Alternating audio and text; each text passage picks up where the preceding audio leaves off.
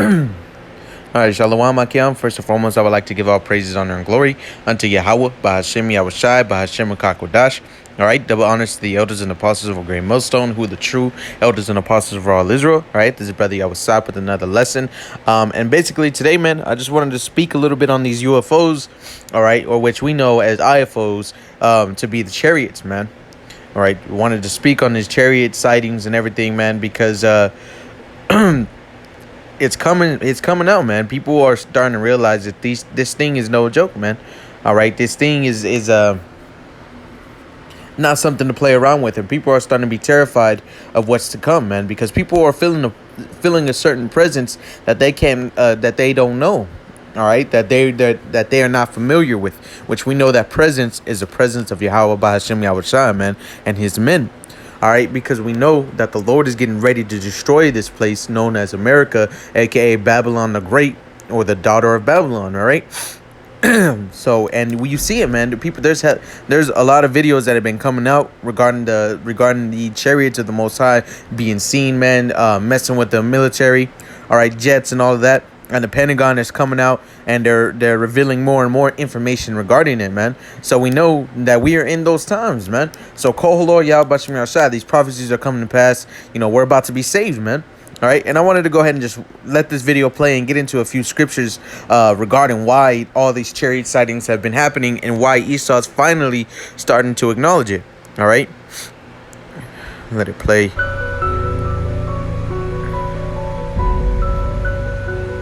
Discovery also moving into sunrise.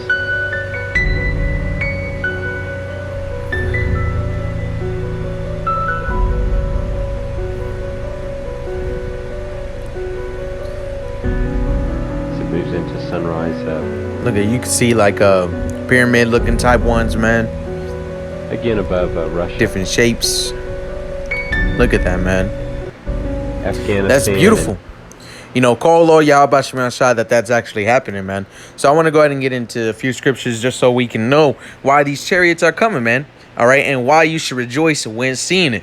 All right, so this is Isaiah chapter 19 and verse 1, and it says, "The burden of Egypt, behold, the Lord rideth upon a swift cloud, and shall come into Egypt, and the idols of Egypt shall be moved at his presence, and the heart of Egypt shall melt in the midst of it." That's right, that swift cloud, okay, is the chariot, man. All right. That chariot is coming, and the Lord is going to ride upon it, man. All right, how about you? Yahweh's going to send his son Yahushai with his armies to completely and utterly decimate this place, man. All right, and it's going to be a beautiful thing, man, because this cloud is also known as the curse. All right, which I want to go ahead and get that as well. It's going to be the book of Zechariah 5 and verse 3, and it says, "Then said he unto me, This is the curse that goeth forth over the face of the whole earth. For everyone that stealeth shall be cut off as on this side according to it. And everyone that sweareth shall be cut off as on that side according to it." That's right. So that this is the curse that goeth over the forth over the whole face of the earth, man. All right, and we just saw that those chariots were all leaving before before the sun came up on that side of the planet. Which they could have been mistaken, all those chariots, whoever might have seen them, they could have been mistaken them for stars, or a light. You don't know, man. But Esau caught a glimpse of it.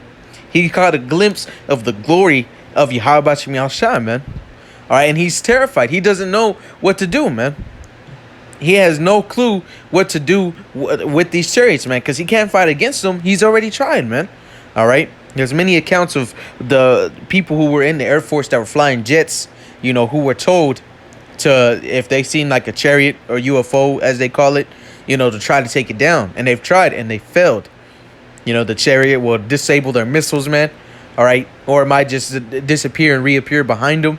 It might just fly straight up. All right. And this is that curse that is going forth over the whole face of the earth. All right, and it says, "For everyone that stealeth shall be cut off as on this side according to it." That's right. We know that Esau is the biggest thief. That's why he has so many chariot sightings, man. Because the Lord is getting ready to destroy this place. All right. And so from there, I want to go ahead and get this, man. It's gonna be the book of 2nd Ezra. All right, chapter 6 in verse 18, and it says, and it said, behold, the days come that I will begin to draw nigh and to visit them that dwell upon the earth. All right.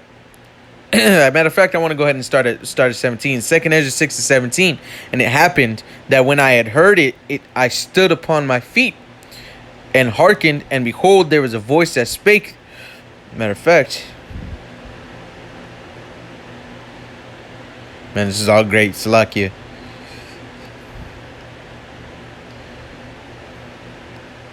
I'm gonna start at verse 13, man. This is 2nd Ezra 6-13. So he answered and said unto me, stand upon thy feet, and hear a mighty sounding voice. And it shall be as it were a great motion, but the place where thou standest shall not be moved. And therefore, when it speaketh, be not afraid, for the word is of the end, and the foundation of the earth is understood. And why? Because the speech of these things trembleth and is moved. For it knoweth that the end of these things must be changed. And it happened that when I had heard it, I stood up upon my feet and hearkened, and behold, there was a voice that spake, and the sound of it was like the sound of many waters. This is Yahweh speaking unto Ezra. And it says, verse 18, and it said, behold, the days come that I will begin to draw nigh and to visit them that dwell upon the earth, and I will begin to make inquisition of them, what they be that have hurt unjustly with their unrighteousness, and when the affliction of Zion shall be fulfilled. All right, that's right. So the days come when the Lord will begin to draw nigh, and you're seeing it. All right, you're seeing that the Lord is drawing nigh. You see chariot, man. Brothers see chariots all the time. Watching videos, they'll see chariots behind the brothers, man. You know, they might be out and about taking a stroll, or outside in their backyard, or on their porch, or whatever they are doing outside. They might look up and see a chariot, man. I was walking with a brother one day, and I looked up, and me and him happened to look up at the same time, and it was a perfect moment. We were under some trees, all right. And it was a perfect moment. The Lord had it planned out perfectly. All right, we looked up, and there was an opening within the trees, you know, the leaves at the top, and we both saw a chariot, man. It was a greenish bluish chariot, man. Just woof. It appeared and disappeared right before our eyes, man. It was a beautiful thing, man. And we called upon the name of Yahweh Shemel to bring us out of this place. We called upon him and praised his name.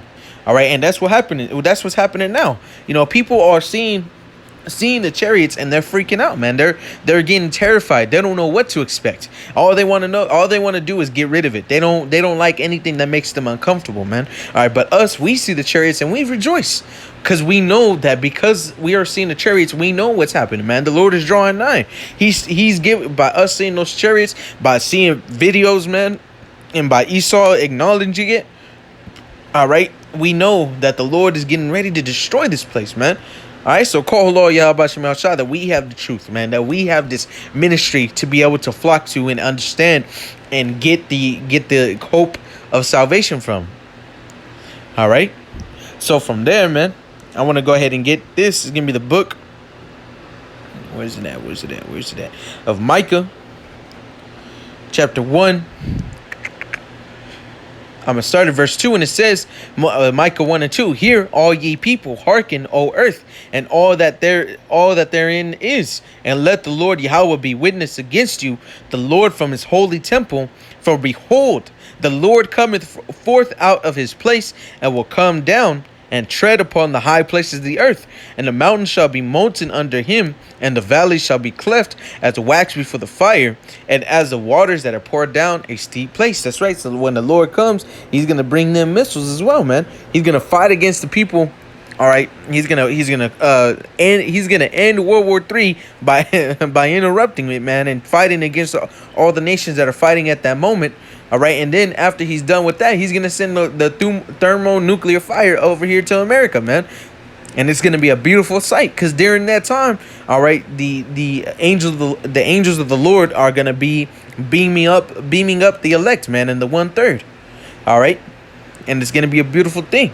So from there, I want to go ahead and end it off on this. This is going to be the book of Luke, chapter 21, I'm going to start at verse 27. And it reads, "And then shall they see the Son of Man coming in a cloud with power and great glory," which we read in Isaiah 19:1. And it says, "And when these things begin to come to pass, then look up and lift up your heads, for your redemption draweth nigh." That's right. So whenever the Lord is getting ready to judge these nations, all right, during the day of Yahweh Shabbat, meaning Yahweh's judgment, all right, or Yahweh shall judge, all right, during that day of Yahweh Shabbat is also going to be the time of what? The day of salvation, man. The time that the Lord is going to bring us up out of this wicked place and give us those new bodies, man. All right. So that's why Esau's starting to acknowledge these chariots, because he's drawing nigh, man. All right. These chariots aren't just there to be there, man. No, they're there to keep watch.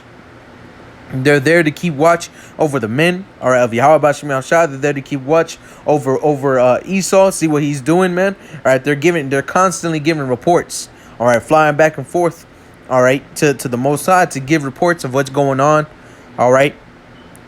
You know, that's why it tells you in the scriptures to be weary of your surroundings and forget not to entertain strangers, man. Roughly paraphrasing, all right, because you might have entertained a stranger, because they're constantly giving reports, you know.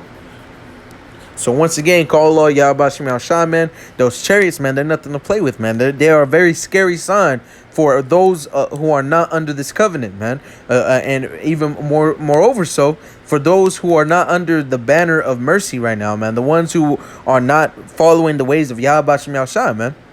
All right. So with that being said, man, I want to give all praises, honor, and glory once again unto Yahweh, Bahashem, Yahweh Shai, Bahashem, Kakwadash.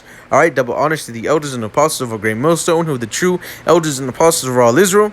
All right. Until the next time I say, oh, matter of fact, Lord willing, this lesson was edifying unto you brothers and you sisters who fervently believe. All right. Until the next time I say, Shalom.